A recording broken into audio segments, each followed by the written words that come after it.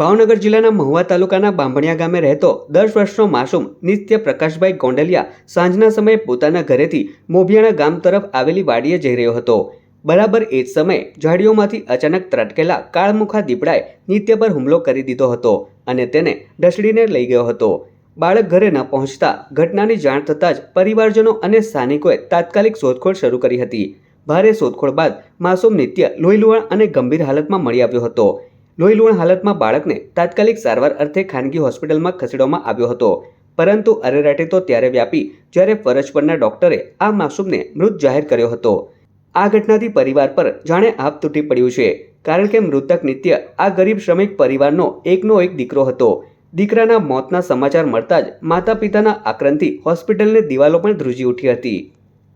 મારો છોકરો નિત્ય એક જ દીકરો છે મારે, એ ગુમ થયો છે 5:30 ઘર ગામમાં બધે તપાસ કરી।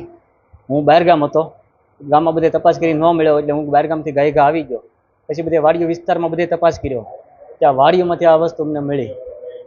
સારવાર માટે હોસ્પિટલ આવ્યા છીએ, એમાં કઈ છે એને બધું ખાઈ ગયેલા છે, જનાવર છે દેખેલો છે જનાવર તેને। આ કરુણ ઘટનાના પગલે બાંભણિયા ગામ સહિતના આસપાસના વિસ્તારોમાં વન વિભાગ સામે ભારે રોષ ફાટી નીકળ્યો છે।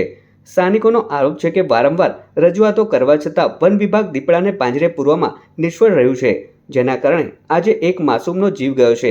લોકો હવે વન વિભાગ પાસે તાત્કાલિક દીપડાને પકડવાની અને પીડિત પરિવારને ન્યાય આપવાની માંગ કરી રહ્યા છે।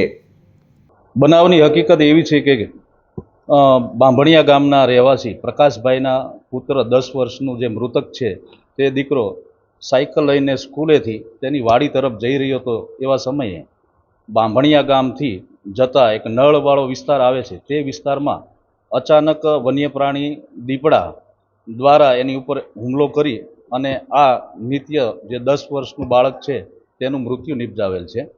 આ બનાવની હકીકત મળતા વન વિભાગ દ્વારા અલગ અલગ rescue team, rapid action team, વેટરનરીની ટીમ સાથે સ્પોટ ઉપર અત્યારે આ વન્ય પ્રાણી દીપડાને પકડી પાડવા માટેની તજવીજ હાથ ધરવામાં આવેલ છે અને સૌપ્રથમ આ મૃતક નિત્યભાઈને SOS હોસ્પિટલ ખાતે લઈ જવામાં આવેલ। ત્યારબાદ હાલમાં સિવિલ હોસ્પિટલ મહુવા ખાતે આ મૃતદેહને લઈ આવવામાં આવેલ છે।